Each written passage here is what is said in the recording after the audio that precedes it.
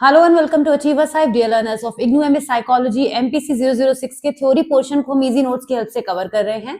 14th topic पर हम आ चुके हैं। ये 5th वीडियो है और इसके बाद बस एक और वीडियो आएगा जिसमें हम कुछ शॉर्ट नोट्स कवर करेंगे। अभी तो फिलहाल शॉर्ट टॉपिक्स ही चल रहे हैं जो सेक्शन बी और सी में ज्यादातर पूछे जाते हैं। शुरुआत के 3 जो पार्ट थे एमपीसी 006 के उसमें लॉन्ग क्वेश्चन कवर हुए थे और 4, 5, 6 जैसा कि मैंने आपको लास्ट वीडियो में बताया भी था कि 4, 5 और 6 वीडियो में आप देख पाएंगे जितने भी शॉर्ट टॉपिक्स हैं। और यहाँ पर भी उनका कंटेंट मैंने उसी लेंथ में रखा है क्योंकि वो पूछे ही उस मार्कर में जाते हैं, तो उसी हिसाब से उनकी मार्किंग उनका कंटेंट सेट किया है कि आप उतना ही पोर्शन करें जितना सफिशिएंट हो। वैसे भी इतना सारा पढ़ने के लिए टाइम हो नहीं पाता है। तो चलिए आज शुरुआत करेंगे लेवल्स ऑफ सिग्निफिकेंस से। काफी पूछा जाता है, सेक्शन सी का थ्योरी पार्ट है और ये टाइप 1 और टाइप 2 एरर से कनेक्टेड है। जब हम एरर्स की बात कर रहे थे तो कुछ जिक्र आया था लेवल ऑफ सिग्निफिकेंस का, थोड़ा बहुत मैंने आपको बताया था, लेकिन ये भी कहा था कि नेक्स्ट पार्ट में मैं और डिटेल में बताऊंगी। तो आज हम यहाँ से शुरुआत करेंगे। कुछ एक टॉपिक हम लेंगे। अब कोशिश रहेगी कि 4-5 टॉपिक कवर करके लास्ट वीडियो में भी हम बचे हुए पोर्शन को खत्म कर दें। तो स्टैटिस्टिकल एनालिसिस में लेवल ऑफ सिग्निफिकेंस क्या होता है, इसको अल्फा से डिनोट करते हैं और आपको न्यूमेरिकल्स में ज्यादा देखने को मिलता है। Is a threshold used to determine whether a hypothesis test result is statistically significant or not। हम ये देखते हैं कि जो हाइपोथेसिस हमने क्रिएट करी थी टेस्ट के रिजल्ट में वो कितना स्टैटिस्टिकली सिग्निफिकेंट है, ये हमें लेवल ऑफ सिग्निफिकेंस से पता चलता है। This level helps assess whether observe data deviate enough from the null hypothesis to reject it in favor of the alternative hypothesis। जब भी हम कोई रिसर्च करते हैं, न्यूमेरिकल में भी आपने देखा है हाइपोथेसिस बनाते हैं क्योंकि डेटा के लिए बनाते हैं। जब भी हम हाइपोथेसिस फॉर्म करें तो किसी डेटा के लिए करें कि ये डेटा हमें इस तरह का रिजल्ट देगा फर्दर। तो हम दो तरीके की यहाँ पे हाइपोथेसिस बनाते हैं जिसमें से एक को हम नल हाइपोथेसिस कहते हैं और एक ऑल्टरनेटिव हाइपोथेसिस कहलाती है। दोनों ही हाइपोथेसिस एक दूसरे की ऑपोजिट होती हैं। तो जब हम लेवल ऑफ सिग्निफिकेंस देखते हैं तो इससे हमें क्या हेल्प होती है, हमें ये इस तरह से हेल्प करता है कि जो भी ऑब्जर्व डेटा है वो नल हाइपोथेसिस के थ्रू डेविएट कर रहा है या नहीं कर रहा है और ऑल्टरनेटिव हाइपोथेसिस को रिजेक्ट कर रहा है या उसके फेवर में जा रहा है। क्या हो रहा है, लेवल्स ऑफ सिग्निफिकेंस की हेल्प से हमें ये पता चलता है कि डेटा का हमारी जो हाइपोथेसिस है वो डेटा के फेवर में किस तरह से जा रही है, क्या हमारा आउटकम निकल के आ रहा है, इसमें हमें हेल्प करता है। कैसे हेल्प करता है, सबसे पहले इसको हम रिलेट करेंगे टाइप 1 और टाइप 2 एरर से। वैसे तो आपने इसे पढ़ा था लास्ट वीडियो में, लेकिन फिर भी हमने अंडरस्टैंड किया था कि टाइप 1 एरर को हम फॉल्स पॉजिटिव भी कहते हैं, टाइप 2 एरर को हम फॉल्स नेगेटिव भी कहते हैं।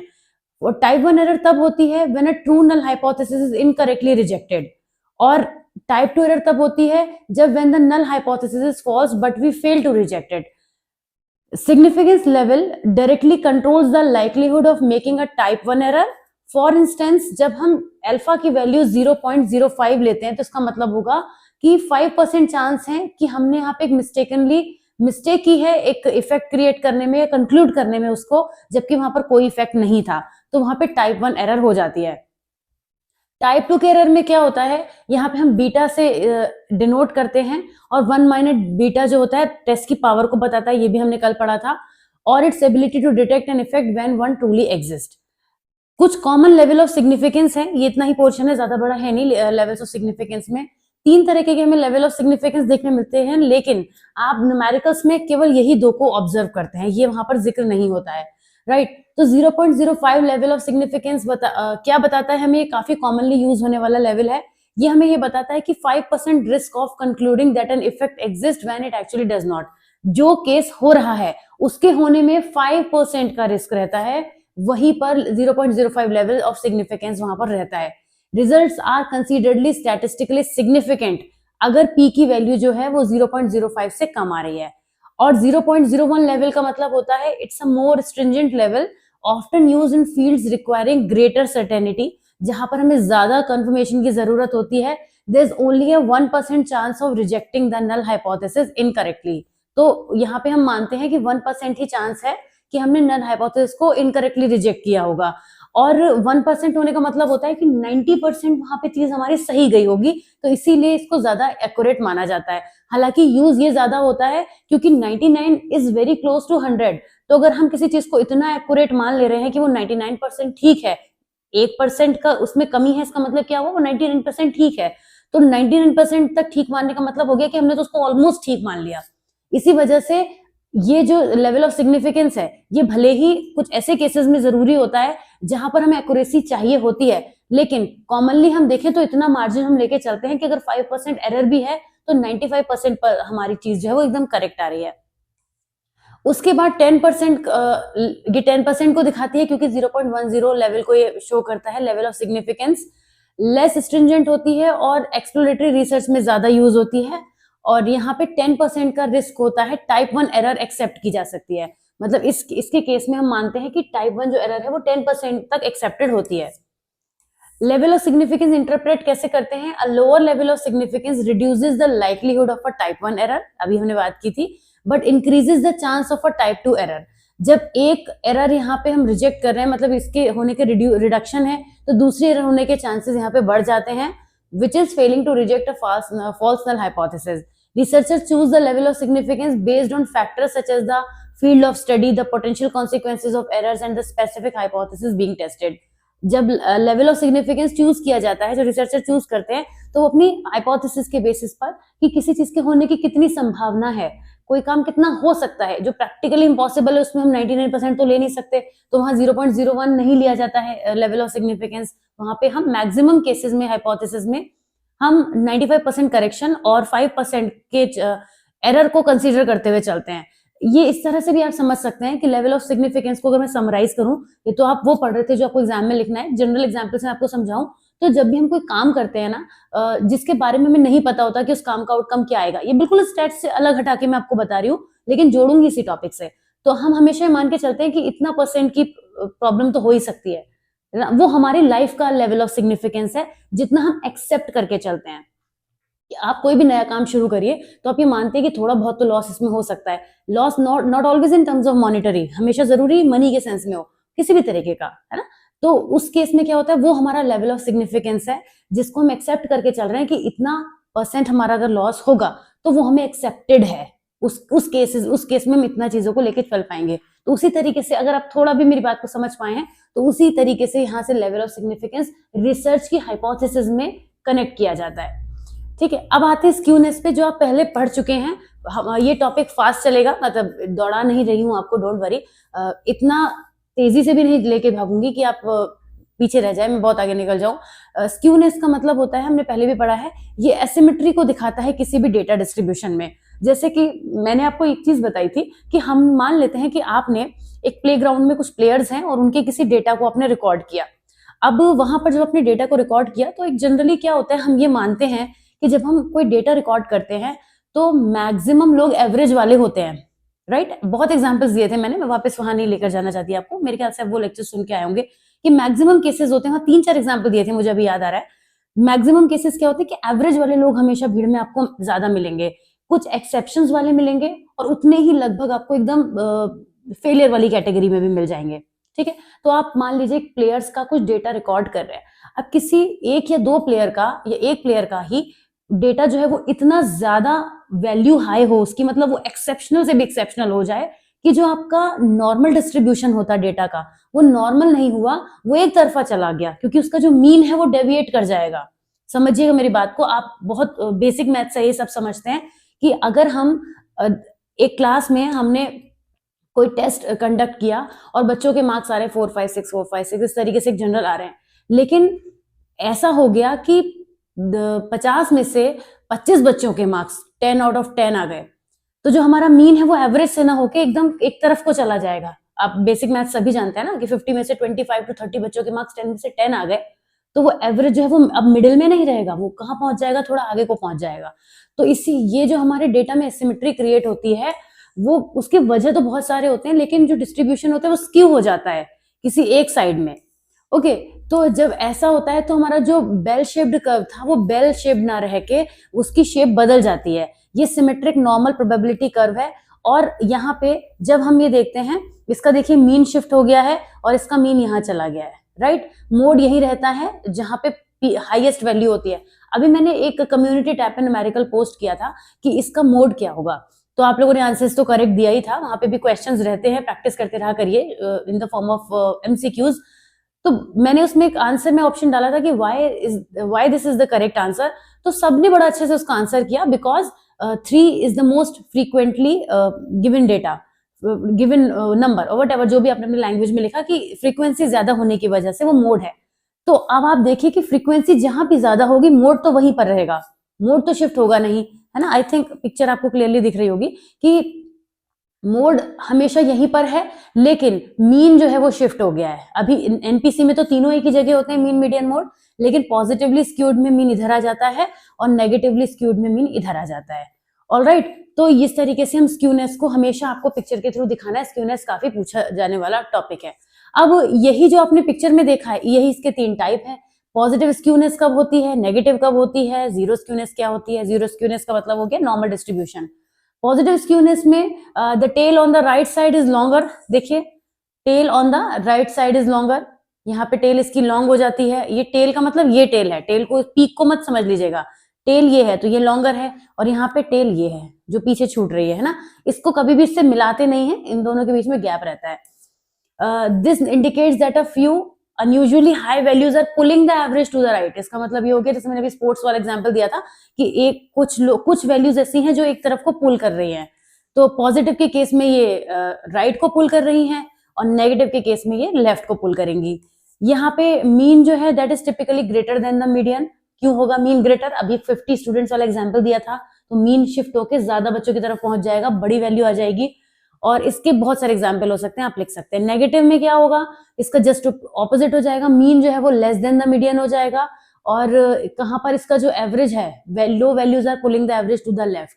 ओके, जीरो स्क्यूनेस का मतलब होता है सिमेट्रिकल डिस्ट्रीब्यूशन, मतलब जीरो स्क्यूनेस मतलब कोई प्रॉब्लम नहीं है, बेल शेप्ड कर्व रहेगा, नॉर्मल डिस्ट्रीब्यूशन रहेगा, और मीन मीडियन अप्रोक्सीमेटली इक्वल होंगे, मीन मीडियन और मोड भी वहीं पर रहेगा। ऑलराइट, तो अब बात करते हैं कि स्क्यूनेस को मेजर कैसे किया जाता है। एक फॉर्मूला होता है, अगर आप याद रख पाए तो बहुत अच्छी बात है, अगर आप नहीं भी रख पाते हैं तो आप इस पार्ट को मिस भी कर सकते हैं, this is no problem. I am telling you this क्योंकि मुझे पता है बहुत सारे फॉर्मूले, इतने तमाम दुनिया भर के फॉर्मूले याद रखने के बाद ये छोटे मोटे फॉर्मूले कहाँ याद रखने का मन करेगा। लेकिन अगर आपने कभी पहले पढ़ा है, आपको ध्यान है, तो आप लिख भी सकते हैं। जैसे मैंने कुछ प्रीवियस में स्किप कराए थे, तो आप यहाँ पे लिख सकते हैं कि फिर आपको इंटरप्रिटेशन भी नहीं लिखना है, जाहिर सी बात है, तो हम क्या लिखेंगे, लेकिन आप ये बता सकते हैं कि स्क्यूनेस जीरो से लेस होने पर नेगेटिव होता है। इन जनरल आप इस इंटरप्रिटेशन को लिख सकते हैं जनरल लैंग्वेज में, और फॉर्मूला लिखाते हैं तो बहुत अच्छी बात है। फिर क्या क्या स्क्यूनेस होते हैं, सॉरी इफेक्ट होते हैं स्क्यूनेस के डेटा एनालिसिस पे। ये सेंट्रल टेंडेंसी को इन्फ्लुएंस करता है, जाहिर सी बात है, ये मीन मीडियन के बीच के रिलेशनशिप को दिखाता है। अगर पॉजिटिवली स्क्यूड डेटा होगा तो मीन हायर साइड पे होगा मीडियन के, नेगेटिवली होगा तो मीन लोअर हो जाएगा। ये वही बातें हैं जो हमने ऊपर पढ़ी, बस इस हेडिंग के सेंस में हमने इसको कनेक्ट कर दिया है। हाइपोथेसिस टेस्टिंग में इसके क्या इंप्लीकेशन है, काफी सारे स्टैटिस्टिकल टेस्ट ऐसे होते हैं जो एक नॉर्मल डिस्ट्रीब्यूशन अज्यूम करके चलते हैं, तो जब स्क्यूनेस हो जाएगी तो वो अजम्पशन वायलेट हो जाएंगे। मैंने भी आपसे भी ये बात कही थी, आपको ध्यान होगा इस टॉपिक को बिगिन करते वक्त, कि जनरली यही होता है, मेरा भी स्टेटमेंट यही था कि जनरली यही होता है कि जब हम किसी एक पॉपुलेशन से स्कोर लेते हैं रैंडमली, तो मैक्सिमम एवरेज केसेस ही होते हैं। और मैंने ये भी कहा था कि उसके मैंने कुछ एग्जांपल्स भी पहले बताए थे। तो हाइपोथेसिस टेस्टिंग में क्या होगा, अगर स्क्यूनेस हाई हो गई तो हमारे अजम्पशन वायलेट हो जाएंगे और टेस्ट के रिजल्ट लेस रिलायबल हो जाएंगे। आउटलायर्स का बहुत फर्क पड़ता है। आउटलायर्स क्या होते हैं, मतलब ऐसे कुछ भी वैल्यूज जो स्कोर को एक तरफा कर दे। आउटलायर्स वो थे जो 50 की क्लास में 25 स्टूडेंट्स थे, वो सब आउटलायर्स थे क्योंकि उन्होंने डेटा को बढ़ा दिया। अब आउटलायर्स थे मतलब ये नहीं कुछ गलत थे, वो तो हमारे डेटा का पार्ट थे। तो उसकी हेल्प से भी स्क्यूनेस जो है वो एक्सट्रीम वैल्यू दिखा देती है, जिसकी वजह से ये सब ऊपर वाली प्रॉब्लम आ जाती है कि हाइपोथेसिस टेस्टिंग में प्रॉब्लम हो जाती है। इसके बाद हम डेटा को कैसे एड्रेस करेंगे स्क्यूनेस में। In cases where skewness distorts analysis, data transformation like the logarithmic square root और बॉक्स कॉर्ड transformation can help normalise the distribution. ये स्टैटिस्टिकल मेथड्स हैं जिनकी हेल्प से हम स्क्यूनेस को मिनिमाइज करने की कोशिश कर सकते हैं, है ना। These methods adjust skew data towards a more symmetrical shape, making it easier to apply statistical technique that assume normality. इन मेथड्स, ये मेथड्स क्या है, इन पे तो डीपर फिलहाल जाने की हमें जरूरत नहीं है, लेकिन इन मेथड्स की हेल्प से अगर आप नाम याद रख पाए तो इनकी हेल्प से हम डेटा को स्क्यूनेस से हटाकर नॉर्मल की तरफ लाने की कोशिश करते हैं। कुछ एग्जांपल्स दिए हैं यहाँ पे। फाइनेंस में हम कैसे कर सकते हैं, stocks returns after show positive skewness, often show positive skewness as occasional large gains create a tail on the right. काफी कुछ एग्जांपल्स हैं कि स्क्यूनेस हमें कहाँ कहाँ देखने को मिलती है, तो बहुत ऐसे केसेस हो सकते हैं। आप भी अपनी तरफ से चाहे तो कुछ एग्जांपल लिख सकते हैं। आ जाते हैं नेक्स्ट टॉपिक पे, विच इज हाइपोथेसिस टेस्टिंग। बहुत बात करी है कि हाइपोथेसिस बनाएंगे, हाइपोथेसिस क्रिएट होती है, शुरुआत में ऐसा होता है वैसा होता है, लेकिन हाइपोथेसिस को टेस्ट कैसे किया जाता है बीएससी सेक्शन में काफी पूछ लिया जाता है। तो और हो सकता है कहीं जोड़ दिया जाए सेक्शन ए में भी इस टॉपिक को, है ना, किसी और टॉपिक के साथ में। तो फिलहाल अगर आप न्यूमेरिकल करके आने वाले हैं तो आपके लिए टेंशन की बात नहीं, मगर फिर भी पढ़ लीजिए, पढ़ना तो है ही कि ये क्या है। तो हाइपोथेसिस टेस्टिंग भी एक स्टैटिस्टिकल मेथड होता है जिसकी हेल्प से हम किसी भी कोई डिसीजन बना पाते हैं about a population parameter based on sample data. हमें बहुत बड़े लेवल पर कुछ रिसर्च करनी है, तो हमने पहले उसमें से एक सैंपल डेटा लिया, उसके बारे में एक हाइपोथेसिस क्रिएट करी और हाइपोथेसिस को टेस्ट किया। टेस्ट करने के बाद हम एक रिजल्ट की तरफ पहुंचे और उस रिजल्ट से हमने पूरी पॉपुलेशन पर उस रिजल्ट को अप्लाई कर दिया, क्योंकि वो सैंपल उसी पॉपुलेशन में से लिया गया था। तो हाइपोथेसिस टेस्टिंग उस पूरे प्रोसेस का एक पार्ट है जो कि एक स्टैटिस्टिकल मेथड होता है, क्योंकि जब हम हाइपोथेसिस को टेस्ट करते हैं तो आपने देखा अभी कि लेवल्स ऑफ सिग्निफिकेंस भी आ रहा था, एरर्स भी आ रही थी। हाइपोथेसिस टेस्टिंग हम किसी डेटा के लिए करते हैं, है ना। हाइपोथेसिस जनरली हम बनाते हैं वो एक अलग बात है, मगर रिसर्च में हम हाइपोथेसिस किसी डेटा के लिए बनाते हैं, और जब डेटा पे वर्क होगा तो वो स्टैटिस्टिकल मेथड अपने आप हो जाएगा। अब बात है कि यहाँ पे हम कौन कौन से स्टेप्स को फॉलो करते हैं। सबसे पहले हम नल हाइपोथेसिस बनाते हैं, फिर हम ऑल्टरनेटिव हाइपोथेसिस बनाते हैं। ये तो दो बातें वो हैं जो आप लगातार सुनते आ रहे हैं, लेकिन हम इस साथ में एक सिग्निफिकेंस लेवल को भी सिलेक्ट करते हैं। अभी आप पढ़ चुके हैं कि सिग्निफिकेंस लेवल होता है, हम ये चूज करते हैं, हम प्रोबेबिलिटी चूज करते हैं कि कितना % हमारा जो है वो डेटा ट्रू निकलेगा या फॉल्स निकलेगा। हम जो हाइपोथेसिस बना रहे हैं वो जो मैंने भी एग्जांपल देके आपको रिलेट कराया था, तो वो काम हम यहाँ पे सिग्निफिकेंस लेवल का करते हैं। फिर हम डेटा को कलेक्ट करते हैं। एक्चुअली में डेटा होता है हमारे पास, क्योंकि नल और ऑल्टरनेटिव हाइपोथेसिस तो हम उसी की हेल्प से बनाते हैं, तो लेकिन उस डेटा को थोड़ा हम फाइन एंड फिल्टर करते हैं। अब यूसेज के लिए वो डेटा जाने वाला होता है और उस पर हम स्टैटिस्टिकल टेस्ट अप्लाई करना शुरू करते हैं।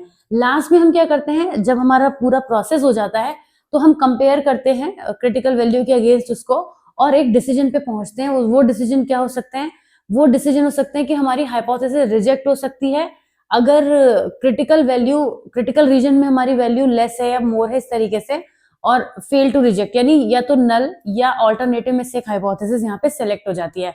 लेकिन हाइपोथेसिस टेस्टिंग करते वक्त एरर्स होने के चांसेस रहते हैं। कौन कौन सी एरर होती हैं, दो ही एरर होती हैं, जिसमें हम कई बार पढ़ चुके हैं, प्रीवियस वीडियो में आपने पढ़ा था कि हाइपोथेसिस टेस्टिंग में दो टाइप की एरर होने के चांसेस रहते हैं, जो कि किसी भी सैंपल डेटा के रैंडमनेस को बताती हैं। टाइप 1 एरर में हम क्या होता है, नल हाइपोथेसिस को रिजेक्ट कर बैठते हैं जबकि वो एक्चुअल में ट्रू होती है, राइट। और टाइप 2 एरर में हम क्या करते हैं, किसी भी नल हाइपोथेसिस को रिजेक्ट करने से फेल हो जाते हैं जबकि ऑल्टरनेटिव हाइपोथेसिस ट्रू होती है। तो ये कुछ एग्जांपल्स हैं, पहले ही आपने पढ़ा है कि क्या क्या होता है। इसमें 5% चांसेस होते हैं इनकरेक्टली रिजेक्ट करने के, और यहाँ पे जो टेस्ट की पावर होती है बीटा, वो प्रेजेंट करती है कि कोई भी correctly rejecting a false null hypothesis.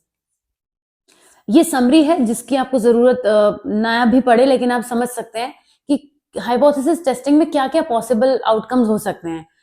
Null hypothesis is true, reject null hypothesis, तो टाइप 1 एरर हुई है।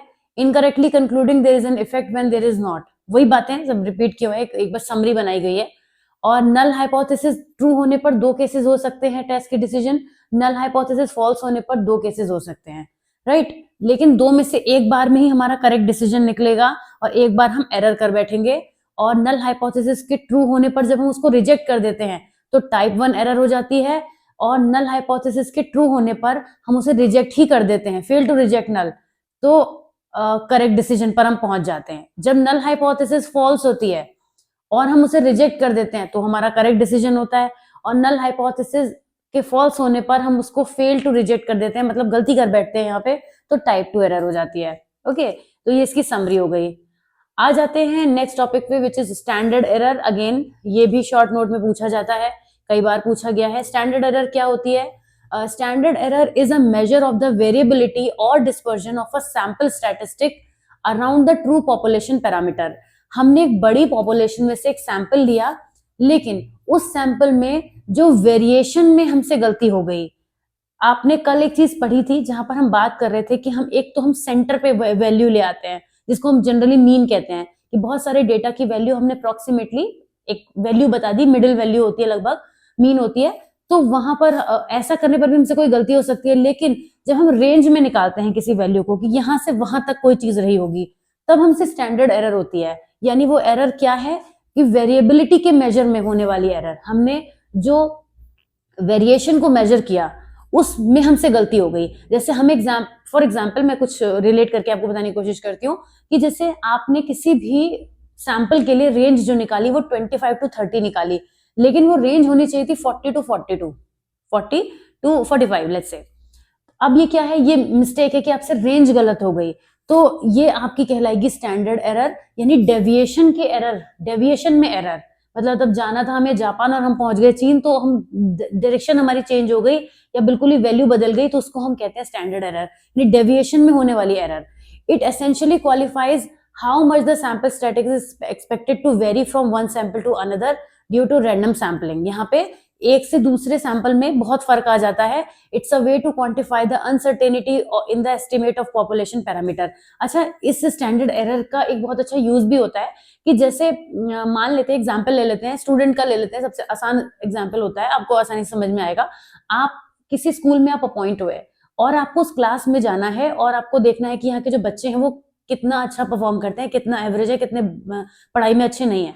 आपने क्या किया, 4 बच्चों को लिया, मान लेते हैं क्लास में 40 स्टूडेंट है, आपने 4 बच्चों को लिया और उन पर ट्राई करके देखा, रैंडम सैंपलिंग करी आपने, और आपको आइडिया लगा कि जो बच्चों का स्कोर आ रहा है वो 50 से 70 के बीच आ रहा है। ज्यादा बड़ी रेंज कर दी मैंने, 50 टू 60 के बीच आ रहा है, ठीक है।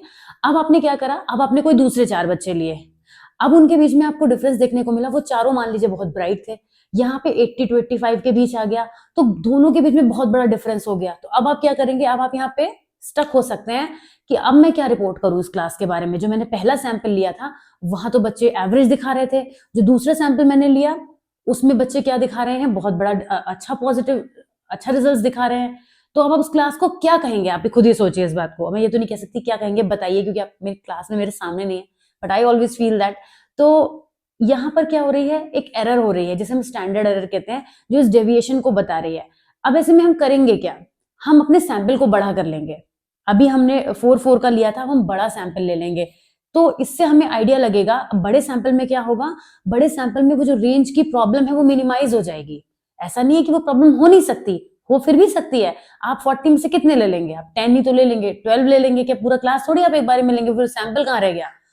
तो प्रॉब्लम अभी भी हो सकती है, लेकिन चांसेस कम है। आप प्रैक्टिकली सोचिए इस बात को, इस सबको छोड़ दीजिए और खुद से सोचिए कि अगर आपने 40 स्टूडेंट में से एक बार में 10 लिए और जो दूसरे में 10 लिए, उनके जो रेंज होगी ना, अगर एक बार आपको 60 टू 65 मिली तो दूसरे में आपको 65 टू 70 मिल सकती है। कुछ ना कुछ क्लोज कनेक्शन दोनों रेंज के राइट और लेफ्ट का होगा, 100% होगा, तो हम सैंपल को बड़ा कर सकते हैं। तो फिलहाल स्टैंडर्ड एरर क्या है आप समझ गए होंगे। ये स्टैंडर्ड एरर स्टैंडर्ड डेविएशन को दिखाता है सैम्पलिंग डिस्ट्रीब्यूशन में। मेरे ख्याल से एग्जाम्पल से आप रिलेट कर पा रहे होंगे। तो जब भी हम किसी पॉपुलेशन का मीन निकालते हैं, प्रोपोर्शन निकालते हैं, तो स्टैंडर्ड एरर हमें आइडिया देती है कि कितना हम वेरी कर रहे हैं। मतलब अगर एक हमारे बच्चे जो हैं वो 80 और 85 में आ रहे हैं, एक 50 और 60 में आ रहे हैं, तो एक तरीके से 50 से 85 के बीच में बच्चे होंगे। ये भी एक चीज निकल कर आती है स्टैंडर्ड एरर में। तो नाम इसका एरर है, लेकिन काम बहुत कर सकती है ये हमारे लिए, ठीक है। तो स्टैंडर्ड एरर मीन को निकालने के लिए हमारे पास एक फॉर्मूला है जिसमें स्टैंडर्ड डेविएशन और नंबर ऑफ ऑब्जर्वेशन की हेल्प से हम इसको कैलकुलेट करते हैं। अगेन ये तो छोटा सा ही है, तो याद ही रख सकते हैं आप, इतनी सी बात तो याद रख ही पाएंगे, है ना। इसमें हम क्या करते हैं, स्टैंडर्ड एरर्स हमें बताती है कि जो सैंपल मीन है वो कितना डेविएट हुआ होगा एक्चुअल प्रोपोर्शनल मीन से। इस जब हम statistically I am so sorry statistically calculate करते हैं। I think it's time to take some water, ये मैं बोले ही जा रही हूँ और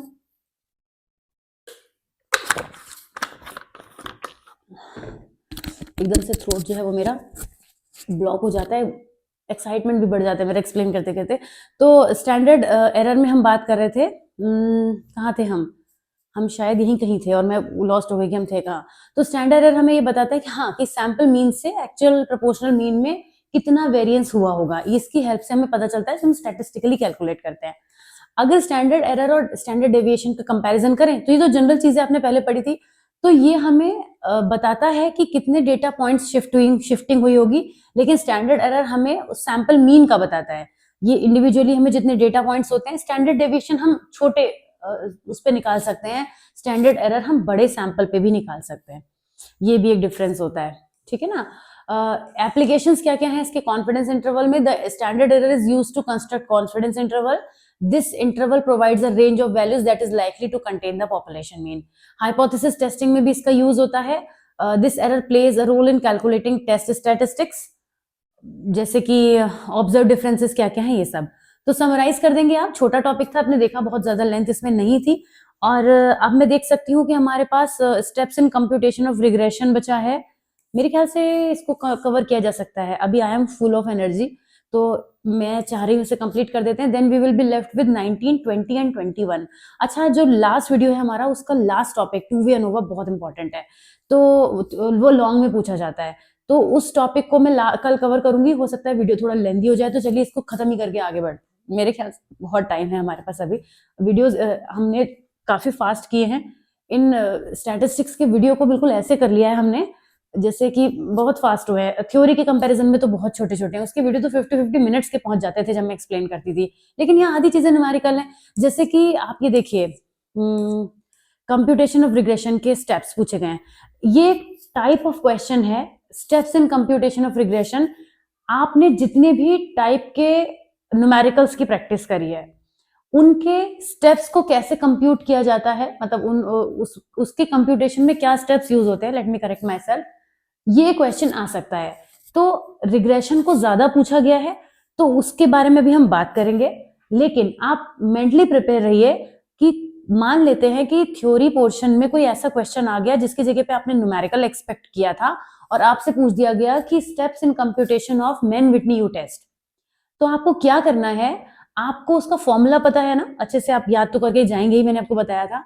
उसके हिसाब से उसको थ्योरेटिकल वे में लिख दीजिए. मतलब फॉर्मूले को थ्योरेटिकल नहीं बनाना है, फॉर्मूले में जो जो चीजें होती हैं. अच्छा, एक काम आप करिएगा, आपको ध्यान होगा न्यूमेरिकल में मैं बोर्ड के राइट साइड में आपको सारे स्टेप्स लिख के देती थी. इस पर मैं एक शॉर्ट बनाऊंगी. मुझे लगता है ये बहुत इंपॉर्टेंट बात है, वो वीडियो के बीच में मैं बता रही हूँ, लेकिन मुझे I need to tell this to every student जो स्टैट्स पढ़ रहे हैं, कि वो बहुत काम की चीज है. अगर कोई भी न्यूमेरिकल ऐसा आ गया जिसमें आपको स्टेप्स बताने हैं, तो वो आपको बहुत हेल्प करेगा. तो आई एम श्योर आप समझ रहे होंगे मैं किसकी बात कर रही हूँ, कि जब भी मैं न्यूमेरिकल करवाती थी, तो न्यूमेरिकल के साथ साथ मैं राइट में उसके फॉर्मूले लिखवाती थी. और जिस तरीके से लिखवाती थी ना, उससे आप थोड़ा इलेबोरेट करके आंसर बना सकते हैं 6 मार्कर का. ओके, तो आ जाते हैं कि कैसे हम रिग्रेशन को कंप्यूट करेंगे. सबसे पहले जो हम काम करेंगे रिग्रेशन के कंप्यूटेशन में, हम ऑर्गेनाइज करेंगे, डेटा को गैदर करेंगे. हमारे पास इंडिपेंडेंट और डिपेंडेंट वेरिएबल्स दिए होंगे, और एनालिसिस के लिए फॉर्मेट करेंगे उसको. ये काम हम सब में करेंगे. जहां पर भी हमें डेटा दिया होता है, मान लेते हैं मैन विटनी यू टेस्ट आप कर रहे हैं, तो आप क्या करते हैं, पहले डेटा को एनालाइज करते हैं ना एक बार, कि इसमें कितने कितने वैल्यूज दिए हैं, या फिर रैंक कोरिलेशन में हम रैंकिंग करने वाले हैं, तो डेटा को कलेक्टिवली देखेंगे या इंडिविजुअली देखेंगे. तो वो सारी चीजें जो मैंने आपको न्यूमेरिकल्स में समझाई हैं, उसको आपको लैंग्वेज फॉर्म में आप लिख सकते हैं विदाउट एनी डाउट. ओके, अब हम क्या करेंगे, कुछ उसके की स्टैटिस्टिक्स को कैलकुलेट करना शुरू करेंगे. आपने स्टेप्स में देखा है ना, हर एक में हम क्या क्या करते थे, पहले क्या करते थे, दूसरे में क्या करते थे, तीसरे में क्या करते थे, वही सब लिखते जाइए. कि यहाँ पे मीन निकालेंगे, सम ऑफ स्क्वायर्स निकालेंगे, सम ऑफ प्रोडक्ट निकालेंगे, फॉर्मूला यूज करेंगे, उसके बाद रिग्रेशन कोफिशिएंट को कैलकुलेट करेंगे. ये बिल्कुल वही काम कर रहे हैं जिसकी समरी बना के मैंने आपको दी है. ओके, तो स्लोप और इंटरसेप्ट निकालेंगे रिग्रेशन के लिए. अच्छा, एक चीज और बता दूं मैं आपको, ये हो सकता है कि कई बार मैंने जो आपको न्यूमेरिकल्स कराए हैं उनके मेथड डिफरेंट हैं. देखिए, गलत नहीं है ये चीज, मैं बहुत गारंटी के साथ आपको कह रही हूँ कि मैं खुद भी एक टीचर हूँ, ऊपर से मैं मैथ्स टीचर भी हूँ, और मैं स्टैटिस्टिक्स में भी चीजें डील करती हूँ. तो मैं गलत तो बच्चों को नहीं पढ़ाऊंगी, सबसे इंपॉर्टेंट बात. तो क्योंकि कई बार बच्चों को हो जाता है, जैसे एक स्टूडेंट ने अभी रिसेंटली कॉमेंट किया कि मैम आपका आंसर मैच नहीं कर रहा है. तो वो आंसर पता है किस लेवल पे मैच नहीं कर रहा था, जब मैंने उससे क्लोजली पूछा. जैसे फॉर एग्जाम्पल 6.53 मेरा आंसर आ रहा है, और उनका आ रहा है 6.598. तो बच्चे ये डिफरेंस नहीं समझ पा रहे हैं कि अगर हम डेसिमल के 2 प्लेसेस तक कैलकुलेट कर रहे हैं और डेसिमल के 3 प्लेसेस को कैलकुलेट करेंगे, तो वैल्यू लेफ्ट राइट हो सकती है. जैसे अगर 5.9 आंसर है और उसकी जगह पे 5.926 है मान लीजिए, और उसकी जगह पे आपका आंसर आ गया 6.038, तो दोनों सही हैं. आप उनकी क्लोजनेस तो देखिए, दोनों न्यूमेरिकल वैल्यू की कितनी है. आपको लग रहा है मेरा तो 5 आया, उसका तो 6 आया, बहुत डिफरेंस हो गया. अरे वो 5-6 का डिफरेंस नहीं है, वो डेसिमल के बाद का भी डिफरेंस है. तो इसलिए जो आंसर है में थोड़ा चेंज इसीलिए आ जाता है क्योंकि डेसिमल में हमने कितने प्लेस तक कैलकुलेट किया है. तो इसलिए उस चीज की टेंशन मत आप लीजिएगा। मैं कुछ और बात बता रही थी जो मैं बताते बताते भूल गई बीच में। शायद मैं ये बता रही थी कि मैंने जो आपको स्टेप्स डिफरेंट कराए हैं, आप उनको फॉलो करते हुए भी आंसर बना सकते हैं। अगर आपको ये लगे कि मैंने तो रिग्रेशन इक्वेशन मैम के क्वेश्चन में ऐसे पढ़ी थी, वहां तो मैम ने ऐसा बताया था, तो वैसा वैसा करिए, नो टेंशन एट ऑल। क्योंकि हम ये जो सिंबल्स यूज करते हैं रिप्रेजेंटेशन के लिए वेरिएबल्स के, वो हम कुछ भी कर सकते हैं। आपने देखा होगा कहीं पर मैं रैंक निकालने के लिए R1 R2 यूज कर रही थी, कहीं पर मैंने RX RY लिख दिया, तो क्या फर्क पड़ा? उससे कोई फर्क नहीं पड़ा, हमारा न्यूमेरिकल तो पूरा चलता रहा।